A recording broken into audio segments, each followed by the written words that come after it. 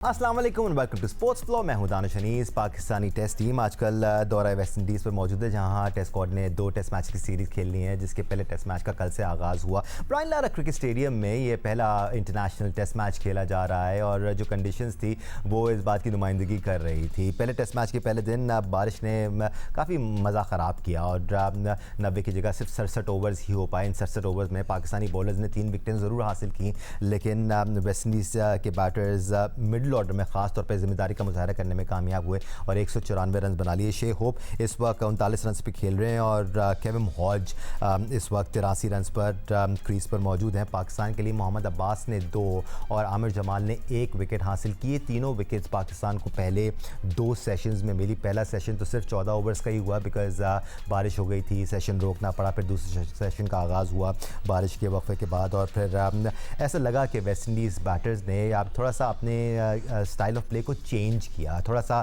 ठहराव का मुजाहरा किया और सर्वाइवल मोड में आए। और ज़रूरत थी इस बात की क्योंकि पाकिस्तानी बॉलर्स में एक चीज़ की कमी नज़र नहीं आई और वो कंसिस्टेंसी थी और वही कंसिस्टेंसी मोनोटनी में तब्दील हो गई बिकॉज पाकिस्तान के 3 बॉलर्स मोहम्मद अब्बास, खुर्रम शहजाद, मोहम्मद अली, तीनों ऑलमोस्ट सिमिलर पेस पर सिमिलर जगहों पर बॉल कर रहे थे। And there comes a time the batsman starts taking his time और पहला ही दिन था तो बहुत टाइम था उनके पास। टाइम का फ़ायदा उठाते हुए वेस्ट इंडीज़ बैटर्स ने एक अच्छी पार्टनरशिप लगाई और थोड़े से शोल्डर्स ड्रूप करते हुए नज़र आए हमें पहले ही दिन पाकिस्तानी टीम के।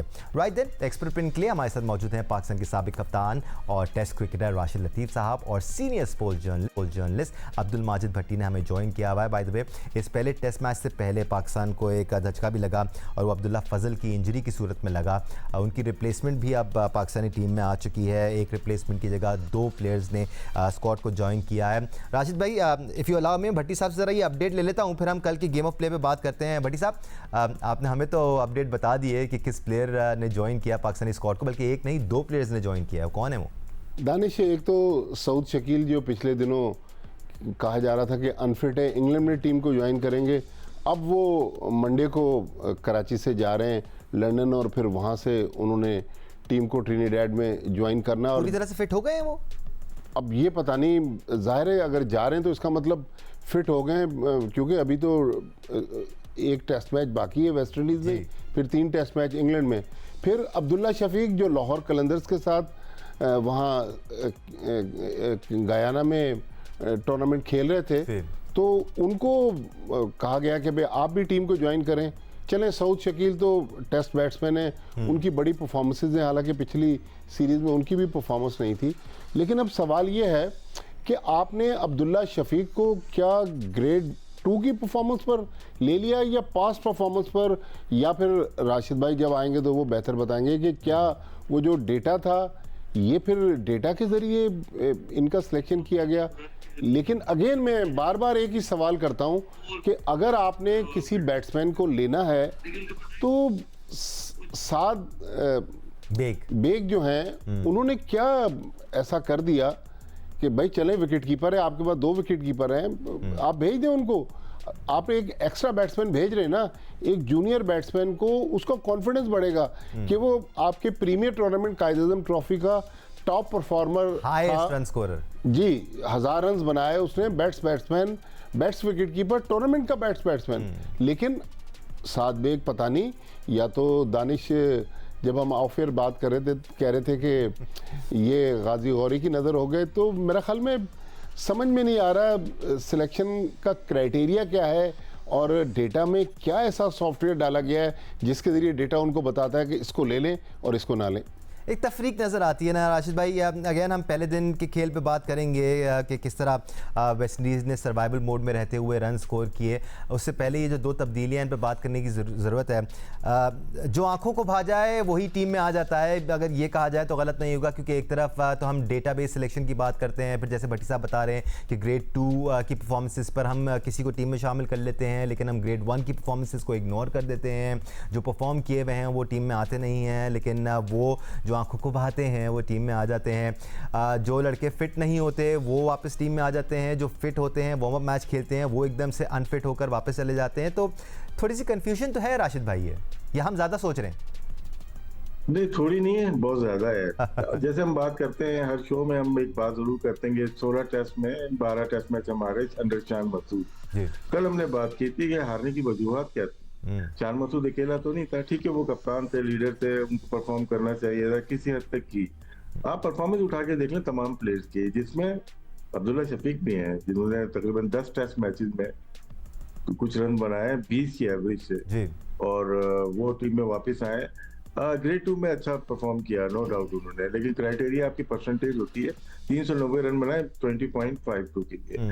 अब हम बयान पे आते हैं पाकिस्तान क्रिकेट बोर्ड के हाई ऑफिशियल के बयान होते हैं कि 85% हम डेटा यूज करेंगे, मतलब कि आपको ट्रस्ट नहीं है ह्यूमन के ऊपर, मतलब इंसान के ऊपर ट्रस्ट नहीं है, तो हम 85% आपकी परफॉर्मेंस लेंगे, जो कि कहीं से भी डेटा से ले सकते हैं। तो यहाँ नजर नहीं आई। और फिर क्या होता है कि आप किस प्लेयर को सिलेक्ट कर रहे हैं। Abdullah Shafique very talented player, ठीक है ना, रिकॉर्ड पे मैं नहीं जा रहा, अच्छा प्लेयर है, लेकिन क्या जरूरत है उनके वहां पे? आपके ऑलरेडी 3 ओपनर हैं। आपके हमारे हारने की वजूहत ये ओपनिंग पार्टनरशिप नहीं है। हमने इनके अंडर में 8 ओपनर्स खिलाए और पहली विकेट हमारी 25 रन पे गिरती है, मतलब एवरेज के लिहाज से। 16 टेस्ट की मैं बात कर रहा हूँ, तो ओपनिंग में हमारे पास 8 लोग खेले हैं, जिसमें से 25 की एवरेज आती है। और आपने फिर 4 ओपनर सेलेक्ट किए थे अब्दुल्ला फजल को मिला के। अब्दुल्ला फजल का इमामुल हक की बात ऐसी आती है कि इमामुल हक का सिलेक्शन जब हुआ तो वो एक एक्स्ट्रा था, क्योंकि शान मसूद ने कप्तानी छोड़ी थी, तो वो वापस उनको एज ए प्लेयर खिलाया। अमूमन जब कप्तानी से हटाया जाता है तो प्लेयर भी चला जाता है, लेकिन अकोमोडेट इतना किया जाता है कि 4 ओपनर आपने गलती से किए। अब मैं गलतियां इसलिए कि लंबा जवाब इसलिए बन रहा है कि इसको कनेक्ट करें आप T20 की टीम से और वनडे की टीम से। हमारे मिडिल ऑर्डर गए किधर सारे? सऊद शकील को और बाबर आजम को हमने कहीं ना कहीं ओपन भी वनडे में करा दिया था, T20 में भी करा दिया था, याद होगा आपको। अब जो वनडे में तो आपकी मिडिल ऑर्डर तो वनडे में तो खेलते ही नहीं है ज्यादातर, आपके पास है ही नहीं मिडिल ऑर्डर। T20 में भी आपके पास वही प्लेयर खेल रहे होते हैं और यहाँ पे भी वही प्लेयर खेल रहे हैं। तो एक प्लेयर अवेज सफर गया था, उसको तो आपने ट्राई ही नहीं किया। हम वेट कर रहे हैं सऊद शकील का कि वो वापस आएगा और वो उस जगह पे ले गए, तो उसको लेके क्यों गए? 4 ओपनर क्यों लेके गए साथ में? फिर एक अनफिट हो जाता है ओपनर, तो ओपनर की जरूरत नहीं थी, वहीं पे फिट कर लेते हैं आप सऊद शकील को बुला के। मेरा नहीं ख्याल की जरूरत थी अब्दुल्ला शफीक की, क्योंकि आप खिलाएंगे नहीं ना इंग्लैंड में ना कहीं पे भी। तो यहाँ पे बहुत बड़ी ये गलती करते हैं। तो बात यही कर रहे थे कि आपकी परफॉर्मेंस जो है वो बहुत अच्छी नहीं है as a batsman. Abdullah Shafique हो या तमाम ओपनर्स हो, एक रिजवान के लिए देखे 40 की एवरेज है, वो भी 175 नॉट आउट उन्होंने एक खेला हुआ था, जिसकी वजह से उनकी परफॉर्मेंस आई थी। अदरवाइज हम ये नहीं बोलते कि नियतों का वो है, सारी चीजें वो गलत बात हो जाती है, लेकिन सिंसियरिटी से सिलेक्शन हो तो ये आधी टीम तो होगी नहीं टीम पाकिस्तान टीम में। और आई वॉश है सारा ये, तो हमारे जो प्लेयर्स के ऊपर, क्रिकेटर्स के ऊपर भरोसा किया हुआ है, वो कहाँ से बातें करके इतना बोर्ड में कहाँ से कहाँ पहुंच गए और रिजल्ट 0 है। ये जो है ना, जो अब्दुल्ला शफीक वाला, मैं तो हैरान ही रह गया। मैं रात में भी देख रहा था, भट्टी साहब की ट्वीट मैंने पढ़ी, मैंने कहा यार कैसे हो सकता है यार, ये पॉसिबल ही नहीं है। लेकिन पाकिस्तान में सब कुछ पॉसिबल है। ऐसे नहीं पाकिस्तान टीम 16 टेस्ट हार गई, शान मसूद के साथ ये 12 प्लेयर और पूरी आपकी सिलेक्शन कमेटी इन्वॉल्व है इसमें। एक दानिश में सॉरी आपसे बात कर रही है, कोई नहीं कि शान मसूद को जो चार्जशीट दी गई उसमें एक पॉइंट था कि वो रिव्यू के मामले में कंफ्यूजन का शिकार है। कल आप देखें, कल जो तीसरा बैट्समैन जो मोहम्मद अब्बास की दूसरी विकेट थी, वहां भी कंफ्यूजन नजर आया। उससे पहले एक रिव्यू हमने जाया भी किया, बिल्कुल लास्ट सेकंड में मोहम्मद अब्बास इंसिस्ट करते रहे कप्तान से कि आप रिव्यू लें। लास्ट सेकंड में बाबर आजम ने लिया और वो आउट करार दिया गया आमिर जंगू। तो कहने का मकसद है कि आपने एक कप्तान को तो गंदा करके 16 टेस्ट मैच के बाद रुखसत कर दिया, और उसके चार्जशीट में ये रिव्यू का भी एक पॉइंट था। तो लेकिन रिव्यू के मामले में जब से हम देख रहे हैं, सरफराज जब कप्तान था और आज बाबर आजम तीसरी बारी ले रहे हैं एज ए कैप्टन, तो रिव्यू के मामले में कंफ्यूजन बरकरार है। एब्सोल्युटली। आप ओवैस ज़फ़र का जिक्र कर रहे थे राशिद भाई, और हम हमेशा ये बात करते हैं कि जब किसी प्लेयर की फॉर्म लगी हुई हो ना, तो वो सही वक्त होता है उस प्लेयर को खिलाने का। करंट सीज़न में ओवैस ज़फ़र ने रन्स भी स्कोर किए, इम्प्रेस भी किया। ही इज़ समवन जो मिडिल ऑर्डर को संभाल सकते हैं। अगेन एक तरफ प्रॉब्लम्स हैं और ये एक सोल्यूशन है, लेकिन उन प्रॉब्लम्स को सॉर्ट आउट करने के लिए आप ये सोल्यूशन अपना नहीं रहे हैं, उल्टा आप ऐसे प्लेयर को टीम में शामिल कर रहे हैं जिसकी या तो सही फॉर्म लगी भी नहीं है या जिसने उस तरह रन किए नहीं हैं। तो ये तो फिर आप अपना नुकसान खुद ही कर रहे हैं इस किस्म की सिलेक्शन करके या फिर गलत बंदे को चूज़ करके। देखिए हर कोई इंटरकनेक्ट है टीम के साथ, सिलेक्शन कमेटी, कप्तान और मैनेजमेंट। उसके बगैर ना टीम के अंदर प्लेयर आ सकता है, ना वो प्लेइंग 11 में आ सकता है। 4-5 दिन पहले एक ही बात कर रहा था कि टीम तो बन जाती है अच्छी 15-16 की। हमारा जो प्रॉब्लम आता है ना हमेशा प्लेइंग 11 का ही आता है जी। और ओवैस ज़फ़र की बात की आपने, अगर वो अच्छी फॉर्म में था आप खिलाएं उसको।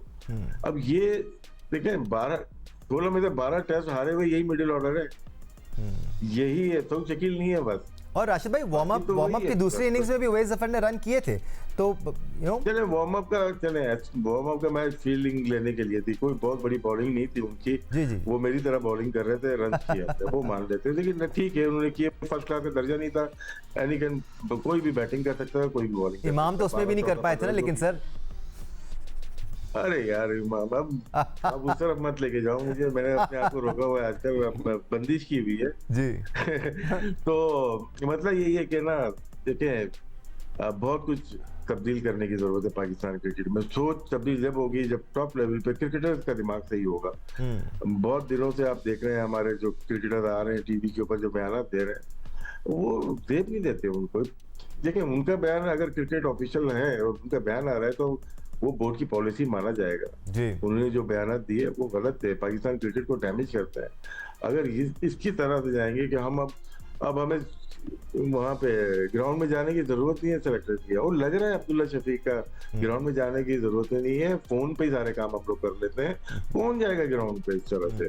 तो आपने 16 टेस्ट में आप लोग सब शामिल थे, मैं 16 इसलिए बोल रहा हूँ कि वो एक तारीख लिखी जा रही है ना, वो 16 टेस्ट में आप निकालो ऊपर से नीचे तक सबके सब मिले हुए हैं इसके अंदर, मिले हुए इस सूरत में कि इन्वॉल्वमेंट रही है उनकी कि हम ये कर देंगे, हम बेहतर कर देंगे, चेयरमैन साहब को लारे दिए कि सिलेक्शन कमेटी में आएंगे, हम ये ठीक कर देंगे, हम लैब लगा लेंगे, हम डाटा लेके आ जाएंगे।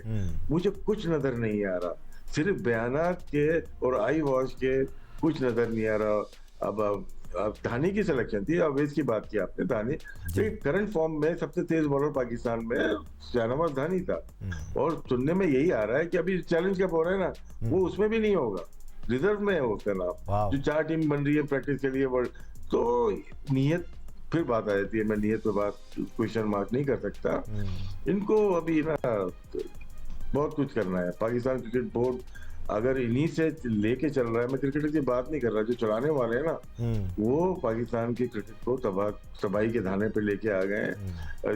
मैन क्रिकेट हो, वुमेन क्रिकेट हो, सारी क्रिकेट तो तबाह हो गई है, लेकिन वो आगे धड़ल्ले से जो बयान दे रहे हैं उस पर मुझे हैरत हो रही है कि क्रिकेट बोर्ड उनकी रोकथाम क्यों नहीं कर रहा है। Let's not forget ICC test ranking में नंबर 8 और नंबर 9 की 2 बॉटम की टीमें के वक्त ये टेस्ट मैच। और अगर आप ये सवाल करते हैं ना भट्टी साहब कि पाकिस्तान इस सूरत हाल में कैसे आ गया, ये हालात कैसे बन गए, तो ये सिर्फ आज की कहानी नहीं है, पिछले 7-8 साल से ये हो रहा है कि जो परफॉर्म करता है उसको आप टीम में शामिल नहीं करते हैं, नामों की बेसिस पर आप टीम में लोगों को मौका दे देते हैं। अभी भी बिल्कुल ऐसे ही हो रहा है कि जिसने परफॉर्मेंस दी हुई है, चाहे आप शाहनवाज धानी की बात कर लें, ओवैस ज़फ़र की बात कर लें, शाहज़ेब खान की बात कर लें, साद बेग की बात कर लें, साद खान ने भी रन्स किए हैं, ऐसे बहुत सारे प्लेयर्स हैं। बॉलिंग में अगर हम मुश्ताक कलोड़ों की बात कर लें जो कि कैंप में भी नहीं बुलाए जाते despite being one of the leading wicket takers in first class cricket, तो फिर आप अपने आप को ही ब्लेम कर सकते हैं और तो किसी को ब्लेम नहीं कर सकते हैं ना भट्टी साहब। दानिश आज तक ये बात समझ में नहीं आई कि सिलेक्शन का इन्होंने क्या क्राइटेरिया रखा है। बताया तो था आपको 85% डेटाबेस सिलेक्शन और 15% बाकी फैसले होंगे, लेकिन वो 85% डेटाबेस सिलेक्शन में भी हम डेटा अपनी पसंद का चूज करेंगे। वैसे मैंने कल पाकिस्तान टीम के जो पिछले कई सालों से वीडियो एनालिस्ट थे तला, उनको नहीं देखा। एक और हमारे वीडियो एनालिस्ट हैं, वो पाकिस्तान टीम के साथ ट्रैवल कर रहे हैं, तो हो सकता है कि डेटा का कोई नया सॉफ्टवेयर डाला गया हो। लेकिन देखें, हम इस मुल्क में रहते हैं, हम तो चलें, आपने साद खान की बात की, साद बेग की हम बात कर रहे हैं, शाजिब खान फॉर्मेट में रन कर रहा है, लड़का वो। बिल्कुल। लेकिन अब 7 समंदर पार इयन बिशप कल जब ब्रेक आया बारिश के दौरान, वो अली रजा की बात कर रहे थे जी, भाई अगर पाकिस्तान को बजाय इन मीडियम पेसर्स को खिलाना है तो अली रजा कहाँ है? सर अली रजा का जिक्र होता रहता है, उधर आकिब जावेद लीगों में जाकर लोगों को परेशान कर रहा है, विकेटें ले रहा है, अच्छी पेस के साथ बॉल कर रहा है, वेरिएशन नजर आ रही है, यॉर्कर्स भी कर रहा है, अच्छी पेस के साथ बॉलिंग कर रहा है। ये सारी चीजें हैं जो कल पाकिस्तान की बॉलिंग लाइनअप में मिसिंग नजर आई। ना पेस नजर आई, या मीडियम पेस बॉलर्स हमें देखने को मिल रहे थे, हमने यॉर्कर्स नहीं देखी, का इस्तेमाल उस तरह नहीं किया गया। हाँ, कंसिस्टेंट बहुत थे पाकिस्तानी बॉलर्स। बॉलिंग एफर्ट पे बात करेंगे एक ब्रेक के बाद, हमारे साथ रहेगा। Welcome back once again to sports flow. कल West Indies batting lineup Pakistan की मीडियम पेस बॉलिंग के आगे 3 विकेटों के नुकसान पर 194 रन बनाने में कामयाब हुई। 67 ओवर्स का गेम हुआ पाकिस्तान के लिए। मोहम्मद अब्बास ने 19, खुर्रम शहजाद ने 14, मोहम्मद अली ने 12, अली उस्मान ने 12 और आमिर जमाल ने 10 ओवर्स किए। इसमें मोहम्मद अब्बास 2 विकेट लेने में कामयाब हुए और आमिर जमाल 1 विकेट लेने में कामयाब हुए। इनिशियली पाकिस्तान के बॉलर्स को काफ़ी मूवमेंट मिल रहा था, लेकिन एक बार जब वो इनिशियल मूवमेंट सेटल डाउन हुआ, बॉल थोड़ी सी पुरानी हुई, मूवमेंट कम हुआ, लेकिन अभी भी बॉल सीम होती हुई नज़र आ रही है। Having said that, even if you have consistency, even if you are bowling at tight lengths and lines, आपको कहीं ना कहीं पेस की ज़रूरत होती है, वेरिएशंस की ज़रूरत होती है, वैरायटी की ज़रूरत होती है। राशिद भाई, वो सरप्राइज फैक्टर की ज़रूरत होती है जिससे आपको विकेट मिलती है। जब आप एक ही लाइन लेंथ पे बॉलिंग किए जाएं और आपकी सारी बॉलिंग लाइनअप उसी किस्म की बॉलिंग कर रही हो, तो फिर बैट्समैन बहुत आसानी से सर्वाइवल मोड में आकर उसका मुकाबला कर सकता है। और कल यही किया शे होप और हॉज ने। जी, इनकी अच्छी पार्टनरशिप लगी ना। टेस्ट क्रिकेट हो कोई भी हो, उसके साथ पार्टनरशिप बहुत इंपॉर्टेंट होती है। पहले विकेट गिर गई जल्दी और बड़ा टाइम लिया उन्होंने, कोई 10, 12, 13 ओवर लिए उन्होंने, आराम से खेले क्रिकेट नई बॉल को। उसके बाद 40 की पार्टनरशिप, 60 की पार्टनरशिप, अभी 80 की पार्टनरशिप हो चुकी है। तो अब 3 जो बॉलर खेल रहे हैं, तीनों एक तरह के खेल रहे हैं। 3 मतलब ये टॉप 3 बॉलर हैं। एक आमिर जमाल है, थोड़ा सा डिफरेंट है, वो कभी स्लो कभी तेज, वो भी बहुत तेज बॉलिंग नहीं कर पा रहे। उनको 26वें ओवर में लेके आए और पहली ओवर में उन्होंने विकेट ली है। लेकिन 4 बॉलर बनते नहीं थे यहाँ पे। आपने बैटिंग भी बढ़ाई, बॉलिंग भी बढ़ाई, दोनों कम लग रही है। बैटिंग भी बढ़ाई, बॉलिंग भी बढ़ाई, दोनों कम लग रही है। यहाँ पे देखें, या तो अवैध जफर आते थे या साजिद खान आते थे। आमिर जमाल दोनों में से मोहम्मद अली या खुर्रम शहजाद की जगह वो खेलते थे। वो बनते ही नहीं थे चौथा बॉलर। अरे पर पे 4 बॉलर नहीं खेलते। आप किन चक्रों में लगे हुए? आप एक जहाँ पे जो जहाँ की हिस्ट्री है ना, यहाँ पे टेस्ट मैच पहला है ये। 2 जो मैंने फर्स्ट क्लास क्रिकेट के कार्ड देखे, उसमें जिसने टॉस जीता बैटिंग दूसरों को रही और उन्होंने ज्यादा रन किए, 450 एक टीम ने किए, जमैका ने शायद या ट्रिनिडाड ने, और एक ने किए 500। पहले बैटिंग करने वाली जीती है यहाँ पे पहले दिन, यानी कि पहले दूसरे दिन अच्छा खेलती है। उसके बाद इश्यूज यहाँ पे आ जाते हैं। जो बॉलिंग हमारी है, देखें इसके ऊपर थोड़ी सी ये बात कर लेते हैं कि क्या हुआ क्या है। अब आप देखें, मैच की फिटनेस अलग होती है, वो जो फिटनेस टेस्ट की फिटनेस अलग होती है। हमने जो 2 महीने से इनको भगा रहे थे या कुछ कर रहे थे, वो नजर आ रहा है, रिड्यूस हो गई इनकी पावर, इनकी एनर्जी रिड्यूस नजर आ रही है। पहले दूसरे स्पेल के बाद आपको पता चल जाता है कि मैच की फिटनेस नहीं है। आपके लिए अगर 3 महीने में 2 दफा टेस्ट हो रहे हैं इनके कि फिटनेस के, सर ये नहीं खेल पाएंगे। ये मेरी बात है। हमने उन प्लेयर्स के साथ खेला है, जिन्होंने राज किया इंटरनेशनल क्रिकेट पे। 100 साल के बेहतरीन बॉलर गुजरे हैं, चाहे वो वसीम अकरम हो, चाहे वकार यूनिस हो, या शोएब अख्तर, इवन मोहम्मद शमी की भी फिटनेस आप देख लें, तो उमर गुल आ जाते हैं, बहुत सारे। फिर हमारे बाद आसिफ और आमिर आ जाते हैं। सर आपके स्पेल, आखिरी स्पेल या जो लंच और टी के बीच में स्पेल होता है, बहुत इंपॉर्टेंट होता है। वहाँ आप विकेट लेने, वहाँ कंसीड किए रन आपने। जो मिडिल वाला सेशन है ना, बहुत इंपॉर्टेंट टेस्ट क्रिकेट का होता है। वहां पे नॉर्मल मतलब ऑर्डिनरी बॉलर लगेंगे। बोर्ड को डिसाइड करना पड़ेगा कि हमें कितनी ट्रेनिंग करानी है। इनके अंदर जान नहीं है, इनके टांगों में जान लग रही है नहीं है, ये बॉल नहीं फेंक पा रहे। अब 140 तो छोड़ दें, अभी 130 को टच नहीं कर पा रहे सेकंड स्पेल। अनफॉर्चुनेटली तो यहाँ पे 20 विकेटें कैसे लेंगे ये? जब 20 विकेटें आपकी फिटनेस नहीं है तो दूसरे स्पिनर से जाएं फिर आप। जो आपके पास स्पिनर अली उस्मान है, नो डाउट उनकी परफॉर्मेंस है, वो पहला टेस्ट मैच खेल रहा है। इससे पहले जो सपोर्ट नोमान अली को मिलती थी वो साजिद के साथ मिलती थी, दोनों मिल के आउट करते थे। अभी उसके बाद अकेला पहला टेस्ट मैच, इकबाल कासिम थोड़ी है कि वो गए एडिलेड में आके बॉलिंग कर दी, इमरान खान, सरफराज नवाज, आसिफ मसूद के बीच में डेब्यू हो गया। ये आज की जनरेशन है, इनको सपोर्ट चाहिए होगी। तो मेरे ख्याल से प्लेइंग 11 में मैं नहीं समझता कि ये प्लेइंग 11 सही है, राइट है। रिजल्ट के ऊपर नहीं जा रहा, लेकिन कल के मैच में देखते हैं यही है कि हमारी बॉलिंग ऐसी नहीं थी कि 200 रन करवा दे 3 आउट में। पहले दिन 5 या 6 आउट होने चाहिए। बिल्कुल, और कंडीशंस भी ऐसी थी कि आप आउट कर सकते थे अगर आपकी बॉलिंग लाइनअप में थोड़ी सी और वेरिएशन, थोड़ी सी और वैरायटी होती। बटी साहब, यहाँ हम पाकिस्तान के बॉलिंग लाइनअप को डिस्कस कर रहे हैं, हमें तो डिसअपॉइंटमेंट होती है ये देखकर, क्योंकि हमारी एक लेगेसी रही है। एन बिशप को कल कितनी डिसअपॉइंटमेंट हो रही थी पाकिस्तान की इस बॉलिंग लाइनअप को देख के, क्योंकि काफ़ी टाइम उन्होंने स्पेंड किया और अलग अलग सेशंस में, अलग अलग औकात में उन्होंने पाकिस्तान की बॉलिंग लेगेसी को भी डिस्कस किया कि यहाँ पर 4 मीडियम पेसर खेल रहे हैं, ऊंफ नज़र नहीं आ रहा, वैरायटी नज़र नहीं आ रही, कंसिस्टेंसी अच्छी बात है, लेकिन वो बैट्समैन को टेस्ट करने वाली यॉर्कर्स हमें नज़र नहीं आ रही, या फिर बाउंसर्स हमें नज़र नहीं आ रही हैं। तो सिर्फ हम ही नहीं हैं जो इस मसले को रियलाइज़ कर रहे हैं और उस पर बात कर रहे हैं। दानिश, इयन बिशप PSL के दौरान रेगुलर पाकिस्तान आते रहे हैं और उनको पता है कि पाकिस्तान में टैलेंट है। पाकिस्तान में इतना अभी खराब हालात नहीं है कि हमें ही नहीं पता। हम जो 15 सेलेक्ट कर रहे हैं या 11 सेलेक्ट कर रहे हैं, वो शायद बेहतर टीम सेलेक्ट हो सकती है, लेकिन तो फिर एन बिशप को सेलेक्टर बना दें क्या? वो बेहतर टीम सेलेक्ट कर लेंगे। मेरे ख्याल में अगर वो अब डेटा पे आपने सेलेक्ट करना, अब सिलेक्शन रह गया कि पाकिस्तान की जो 25 करोड़ आवाम है, हर बंदा सेलेक्टर है। आप देखें, बाबर आजम तो बाद में कप्तान अनाउंस हुए ना, उससे पहले सोशल मीडिया पे जो टीम चल रही थी। भट्टी साहब जी, सॉरी मैं आपको कट कर रहा हूँ, आप डेटा की बात कर रहे हैं, ये भी डेटा की बात कर रहे हैं। आपको नहीं लगता कि अगर वाकई में 85% डेटा पे सिलेक्शन हो तो एटलीस्ट 8 प्लेयर्स इस टीम में चेंज हो जाएंगे? ये चेंज हो जाएंगे, लेकिन डेटा में सॉफ्टवेयर कौन सा है? अगर आपने अपनी मर्जी का, अगर वो सही है और वाकई में परफॉर्मेंस बेस्ड सिलेक्शन हो रही है, तो मुश्ताक कलोड़ो भी इस टीम में होते, साद बेग भी इस टीम में होते, शाहजाद खान भी इस टीम में होते। मुश्ताक कलोड़ो को तो चले ये इग्नोर कर रहे हैं ना, शाहनवाज धानी को मौका नहीं दे रहे। राशिद भाई ने जिन बॉलरों का नाम लिया ना जी, उनमें शोएब अख्तर तो चले, वो तो बहुत दुनिया के माने हुए बॉलर थे।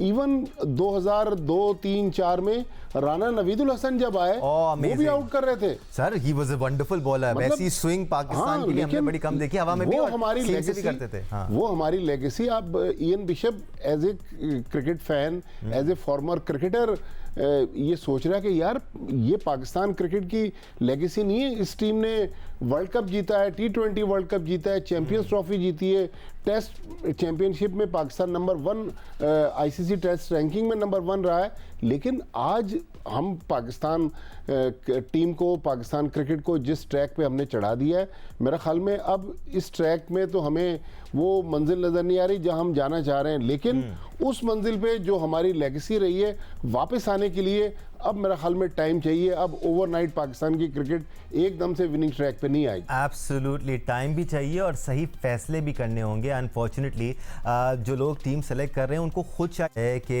वो सही लड़के सेलेक्ट नहीं कर रहे हैं, क्योंकि उनकी एक्सपेक्टेशंस ही यही है कि हम 5 में से 1 मैच भी जीत जाएं तो बड़ा कारनामा होगा। अगर ये एक्सपेक्टेशन आपके सेलेक्टर्स की होंगी तो इसका साफ मतलब है कि आपको अंदाजा है। बट जब मैं ब्रेक ले लेता हूँ, ब्रेक से वापस आता हूँ, फिर मैं इसको डिस्कस करेंगे, थोड़ा सा खुल के तफसील में डिस्कस करेंगे। पाकिस्तानी बैटिंग लाइनअप को भी डिस्कस करना है और क्या एक्सपेक्टेशन रख सकते हैं हम इस टेस्ट मैच में, क्योंकि 194 रन ऑलरेडी बन चुके हैं। बहुत आसानी से वेस्ट इंडियन बैटिंग लाइनअप यहाँ पर 350-400 का टोटल प्लेस कर सकती है पहली इनिंग्स में। विल टेक अ ब्रेक और फिर पॉसिबिलिटी से बात करेंगे। ब्रेक के बाद हमारे साथ रहेगा। Welcome back once again to sports floor. पहले टेस्ट मैच के पहले दिन वेस्ट इंडियन बैटिंग लाइनअप ने अपना पूरा टाइम लिया और सब्र तहम्मुल का मुजाहरा किया, सर्वाइवल मोड में नज़र आए और इस तरह शे होप और केविन हॉज ने अपनी टीम का टोटल 194 रन तक पहुंचाया 3 विकेटों के नुकसान पे। ऐसा लग रहा है कि वेस्ट इंडियन टीम यहाँ से एटलीस्ट 300-350 या 400 रन भी बना सकती है अगर ये पार्टनरशिप थोड़ी सी और चलती है। अनलेस आज दूसरे दिन के खेल के आगाज़ पर पाकिस्तानी बॉलिंग लाइनअप 1 या 2 अर्ली विकेट्स लेने में कामयाब हो तो तो ब्रेक लगेगा, वरना राशिद भाई 300-350 तो बनते हुए यहाँ पर नज़र आ रहे हैं। और अगर इतना स्कोर भी बन गया तो प्रेशर में रहेगी पाकिस्तानी बैटिंग लाइनअप, क्योंकि उनके पास बड़े इम्प्रेसिव सीम बॉलर्स हैं जो कि तंग करना जानते हैं बैटर्स को। जी, अभी इनकी मिडिल ऑर्डर में भी ऐसे लोग हैं जो कि गेम को आगे लेके जा सकते हैं। ये पार्टनरशिप बहुत इंपॉर्टेंट है इस पूरे मैच के लिए, वेस्ट इंडीज के लिए स्पेशली, क्योंकि वेदर बहुत अच्छा नहीं है नेक्स्ट 4 डेज भी। और अगर 15-20 ओवर खराब होते गए तो मैच पे इफेक्ट तो जरूर होगा। इनके पास अभी शेव बैटिंग कर रहे हैं, साथ में हॉज बैटिंग कर रहे हैं, दोनों ने अच्छी बैटिंग की है। ग्रीव्स हैं वो अच्छे हैं, फिर उसके बाद कैप्टन है, चेज है, तो इनकी बैटिंग ऐसी कि 350 तक अगर गए तो हमें तो बहुत मुश्किल हो जाएगी। क्योंकि इनकी जो बॉलिंग की बात की आपने, जमार जोसेफ है, बहुत अच्छा एयर में तेज है, वो बस तेज बॉलिंग करते हैं, लाइक जोफ्रा आर्चर की तरह। उनका कह सकते हैं आर्म स्पीड अच्छी है, सीध स्विंग करने में बड़ी महारत है। उन्होंने वनडे में भी आउट किए थे पाकिस्तान के, 5-6 आउट गए कि स्पेल में ले गए थे। वो अच्छी स्विंग करते हैं बॉलिंग। और उसके बाद किमार रोच है, ये वेटरन फास्ट बॉलर हैं, उनकी भी स्विंग है अच्छी। तो पेस में तो उनके पास लग रहा है कि अच्छी है। लेकिन अगर हम आखिरी इनिंग में चले जाते हैं जो शायद हमें करनी पड़े, तो वेरिकैन खेल रहे हैं उनके लिए, और साथ में चेज, रोशन चेज है जो कि तंग कर सकते हैं, क्योंकि शायद कोकोबुरा नहीं है यहाँ पे। डीप बॉल शायद यूज होती है जो कि सीम थोड़ी सी उभरी हुई होती है, तो ब्रेक आखिरी इनिंग के लिए चांसेस होते हैं कि वहां पे ब्रेक हो सकती है। तो आपने जो स्कोर बताया कि 350, मेरे ख्याल से वो एक टेस्ट मैच, यहाँ के लिहाज से टेस्ट मैच में विनिंग तो नहीं कह सकते, लेकिन डेंजरस जोन से बाहर हो जाएगी वेस्ट इंडीज और पाकिस्तान को मुश्किलात हो जाएगी, जो कि पिच का अंदाजा जो लगाया जा रहा है वो अप एंड डाउन होगी। कभी स्पंजी बाउंस आपने देखा कि जिसपे वो आउट हुए, शायद चंद्र पॉल आउट हुए थे स्लिप में, तो वो एक्स्ट्रा बाउंस की वजह से फर्क पड़ जाता है। और यहाँ पे हुआ, एक्स्ट्रा बाउंस हुआ तो पाकिस्तान को मुश्किलात होगी। और वेस्ट इंडीज इस वक्त कमांडिंग पोजीशन में, उनके 3 आउट है, तकरीबन 200 रन हो गए, 150 रन इनको और कर दे, फिर हमें मुश्किलात हो सकती है इस मैच को बचाने के लिए भी। भाई बोल रहा था मैं, भट्टी साहब डिफाइन करेगी इस मैच के आउटकम को वेस्ट इंडीज़ की ये पहली इनिंग्स, बिकॉज जिस तरह हमने कल भी पिच के मूड को देखा, या जिस तरह बॉल नीचे बैठ रही थी, हाँ पेस बहुत कम थी पाकिस्तानी बॉलर्स की, लेकिन लो बाउंस भी हमें नज़र आया, अनइवन बाउंस भी हमें नज़र आया, स्लो भी है पिच, तो यहाँ पर बैटिंग करना इतना आसान होगा नहीं, ख़ासतौर पर जैसे जैसे ये टेस्ट मैच आगे बढ़ेगा और तीसरे, चौथे, 5वें दिन में दाखिल होगा। दानिश, बिल्कुल पाकिस्तान को यहाँ चौथी इनिंग्स खेलनी है, लेकिन मसला वही है कि यही हमारी बैटिंग लाइनअप है, सिवाय कप्तान चेंज हुए, बाकी तो अभी बांग्लादेश से 2-0 हारे, तो यही हमारी बैटिंग लाइनअप थी। तो कहने का मकसद है कि वो अक्सर एंट्रो में आप लोग यूज़ करते हैं ना, कभी इम्तहान का लफ्ज़ यूज़ करते हैं, कभी आजमाइश, तो अभी इम्तहान और आजमाइश पाकिस्तान की अब बैटिंग लाइनअप की बाकी है। लेकिन बाबर आजम जितना बड़ा उनका नाम है, पिछली 32 टेस्ट इनिंग्स में 5 उनके 50 हैं, तो उनको चाहिए कि भाई अगर 350 अगर वो कर भी जाएं, तो अभी देखें इस वक्त भी पिच स्लो है, बहुत कोई एक्स्ट्रा ऑर्डनरी पिच में ऐसी वेयर एंड टेयर भी हमें नज़र नहीं आ रही कि अनप्लेबल पिच हो। तो पाकिस्तान एटलीस्ट अगर जिस तरह वेदर की फोरकास्ट है, आज का दिन मेरा ख्याल कुछ बेहतर है, आखिरी 3 दिन तो बहुत ज़्यादा बारिश मैट ऑफिस बता रहा है, तो इसका मतलब है कि ये टेस्ट मैच बच सकता है। लेकिन पाकिस्तान को अपने पोटेंशियल पर खेलना चाहिए, ताकि हम कहीं जो तब्दीली आई उस तब्दीली का हमें असर तो नजर आए। लेकिन दानिश, आज सुबह मैं बेसिकली आप ये कह रहे थे, भट्टी साहब कंटिन्यू कर लीजिए, आप कह रहे हैं ये टेस्ट मैच बच सकता है अगर बारिश होती रहे। जी हाँ, ये कहना चाह रहे थे आप। देखें बारिश हम तो हमेशा दुआ करते हैं, हालांकि दवा की इस टीम को ज़्यादा ज़रूरत है दुआ के साथ। लेकिन आज एक दोस्त ने सुबह फ़ोन किया, किसने कहा यार मैं 2:30 बजे तक रात मैच देखता रहा, तो शाहीन शाह आफरीदी, नसीम शाह और हारिस रऊफ जो पाकिस्तान के 3 एक्सप्रेस बॉलर हैं, वो कहाँ हैं? तो अब से थोड़ी देर पहले शाहीन शाह आफरीदी अब एक्सप्रेस रहे नहीं सर, चले जितने भी हैं इनसे तो मेरे ख्याल में नहीं सर, चले हारिस रऊफ कहाँ है? हारिस रऊफ भाई वो तो कहते हैं मैं टेस्ट मैच खेलना चाहता हूँ, फर्स्ट क्लास क्रिकेट खेलना चाहता हूँ, तो पाकिस्तान के इस वक्त जितनी लॉट है, अली रज़ा, हारिस रऊफ, भाई इनको डालें ना आप। मैंने पिछले दिनों कहीं किसी प्रोग्राम में सुना, बड़ी माजरत सर, लीग क्रिकेट से फुर्सत मिले तो फर्स्ट क्लास खेले ना। सिर्फ ये कह देना कि मैं या कोई भी XYZ फर्स्ट क्लास खेलना चाहता है लेकिन वो फर्स्ट क्लास खेलने के लिए अवेलेबल नहीं है क्योंकि वो लीग क्रिकेट खेल रहा है, तो फिर ये तो गवर्नेंस देखें, PCB की गवर्नेंस का इशू है ना कि भाई आप प्लेयर आपको डिक्टेट करा रहे हैं, आप प्लेयर्स को डिक्टेट करवाएं ना। अली उस्मान का भी हमें किरदार नज़र आएगा राशिद भाई, जैसे जैसे दिन आगे बढ़ेंगे और यहाँ पर टर्न भी मिलेगा उनको। कल इनिशियली जब वो बॉलिंग करने आए तो उन्होंने 5 ओवर में थोड़े से रन्स कंसीड किए, बट उस वक्त बॉल थोड़ा सा नया था। जैसे जैसे पुराना होगा तो अली उस्मान का भी हम रोल देखेंगे इस मैच में यकीनी तौर पर। देखिए वो इम्पैक्ट होना चाहिए था पहले दिन भी, वो अच्छे बॉलर हैं। थोड़ा सा लगा कि वाइडर बॉल करते हैं, बॉल को फेंकते हैं, पुश कर रहे हैं, जो कि पहले दिन थोड़ी सी फ्लाइट से करनी चाहिए थी। जाहिर सी बात इतनी क्रिकेट हो गई है, वनडे T20, उसके लिहाज से आप ना थोड़ा सा फ्लाइट से नहीं करते, बॉल को पुश करने लगते हैं। आप देखिएगा वाइडर बॉल फेंकते हैं, वो अंडरकट बॉलिंग कर रहे हैं जिसमें ब्रेक होने के चांसेस कम है। हाँ, सरफेस थोड़ी देर खराब हो जाएगी या थोड़े 2-3 दिन हो जाएंगे तो फिर शायद वहां तो वो टर्न मिल जाएगी। पहले दिन उन्होंने अपनी स्टॉक बॉलिंग की है, जिस तरह से दूसरे अब्बास के अलावा जिन बॉलर ने बॉलिंग की, स्टॉक बॉलिंग, आउट करने वाली बॉलिंग नहीं थी। इससे हमें पता ऐसे चलता है कि आपको का कैप्टन आपसे क्या चाह रहा है। फील्ड प्लेसिंग से पता चल जाता है आपकी कि आपका कैप्टन आपसे क्या डिमांड कर रहा है।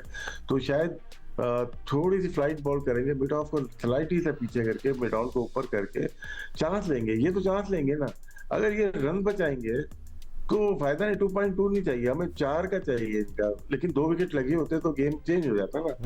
तो यहाँ पे स्पिनर को बनाते ही कप्तान, हमने जितने भी स्पिनर्स पाकिस्तान के देखे उसको बनाए, मेनली या तो टर्निंग ट्रैक हो बाहर तो आपको बनाते ही कप्तान की। हमने बहुत सारे मौकों पे देखा, सकलैन मुश्ताक बॉलिंग कर रहे हो या मुश्ताक अहमद कर रहे हो, तो पूरी अथॉरिटी होती थी कि आप फील्डर ऊपर लेके मार खाएं आप, उसी में विकेट्स मिलेंगी। टेस्ट क्रिकेट हो या वनडे क्रिकेट हो, हम वनडे खेले हुए तो 3-4 टेस्ट मैचेस हैं, सिडनी हो जाए, ओल्ड ट्रैफर्ड हो जाए, लॉर्ड्स हो जाए, ये 90s की मैं बात कर रहा हूँ। स्पिनर आप डरबन का देखें तो उसमें क्या मार खानी पड़ती है। ऐसे थोड़ी है कि आप स्टॉक बॉलिंग करें। तो इनको बच्चों को सिखाएगा कौन? आपके साथी कप्तान और टीम मैनेजमेंट सिखाती है कि आपको किस। राशिद भाई फ्लाइट भी नहीं दे रहे थे, तेज करवाने की ज्यादा कोशिश कर रहे थे। और राशिद भाई इसके साथ इसमें भी इनपुट दे दीजिएगा कि अगर एक बॉलर डेब्यू कर रहा है, वो थोड़ा सा नर्वस है, जिसकी वजह से वो थोड़ा सा और खींच के बॉल कर रहा है, उतना फ्लाइट दे नहीं रहा, उसको कॉन्फिडेंस महसूस नहीं कर रहा, तो यहाँ पर कप्तान को उनके पास आना चाहिए था, उनको बोलना चाहिए था कि जी आप ज्यादा टेंशन ना लें, फ्लाइटेड बॉल करें, थोड़ा सा आप खींच के कर रहे हैं, मैं आपको बेहतर फील्ड दे देता हूँ। तो ये इस तरह बनाया जाता है, क्या आप यही कह रहे हैं? जी। देखिए मैंने बात ही कप्तान की है कि वो नर्वस बिल्कुल भी नहीं थे। जो उनके बॉडी लैंग्वेज थी, जो बॉलिंग कर रहे थे ना, वो अच्छी बॉल कर रहे थे, ये नहीं है कि। लेकिन जो बात फ्लाइट की है ना, वो कप्तान आपको अथॉरिटी देगा ना। वो एक चौका 2 चौके अगर एक ओवर में खा जाए ना, कप्तान ये ऐसे ही चेंज कर देंगे उसको ये बोला था कि तुम यहाँ से रन बचाओ, हम वहां से आउट करते हैं। तो दोनों तरफ से आउट नहीं हुए। देखिए 3 बॉलर ने 1 विकेट नहीं लिए कल जी। आमिर जमाल को 1 विकेट मिल गई आती पहले ओवर में। अब्बास विकेट टेकिंग बॉलर है, उसकी बॉल सीम भी होती है। स्विंग वाला सिर्फ आउट नहीं करेगा, स्विंग वाले सिर्फ, क्योंकि जो अच्छे बैट्समैन है ना, वेस्ट इंडीज के बैट्समैन भी अच्छे हैं, स्विंग को देख के खेलते हैं। सीम जो है पढ़ के अंदर खुद ब खुद आती है ना, जो कि अब्बास कल कर रहे थे जी। तो वो मुश्किल हो जाती है, उनकी पेस कम है, वरना 4-5 तो आउट कर देते। तो 3 बॉलर ने आउट नहीं किया, आप उससे स्टॉक बॉलिंग करवा रहे हैं। कप्तान ही बहुत अहम होती है, अपनी फील्ड से आउट करवा देते हैं। तो ये फील्ड से आउट नहीं करवा रहे, ये सिर्फ थका के आउट करना चाह रहे हैं, वो खुद थक गए हैं लोग। वैसे तो टेस्ट क्रिकेट में जीत हार या ड्रॉ की आउटकम्स होती हैं, लेकिन यहाँ पर बारिश की भी आउटकम हो सकती है। जैसे भट्टी साहब कह रहे थे कि आखिरी 3 दिन काफ़ी धुआंधार बारिश की पेशगोइयाँ हैं। सो वील सी 5 दिन का मैच हो पाता है या नहीं हो पाता है, और इसमें पाकिस्तानी बैटिंग लाइनअप जब आती है बैटिंग करने के लिए तो किस हिकमत अमली के साथ आती है। आज के लिए स्पोर्ट्स फ्लोर से इतना ही। राशिद लतीफ़ साहब बहुत शुक्रिया, आपने हमें ज्वाइन किया। अब्दुल माजिद भट्टी साहब sir thank you, always a pleasure having studios. आप लोगों का शुक्रिया देखने के लिए। Keep praying for Pakistan. Let's hope our performance improves with every day in this series. Allah Hafiz.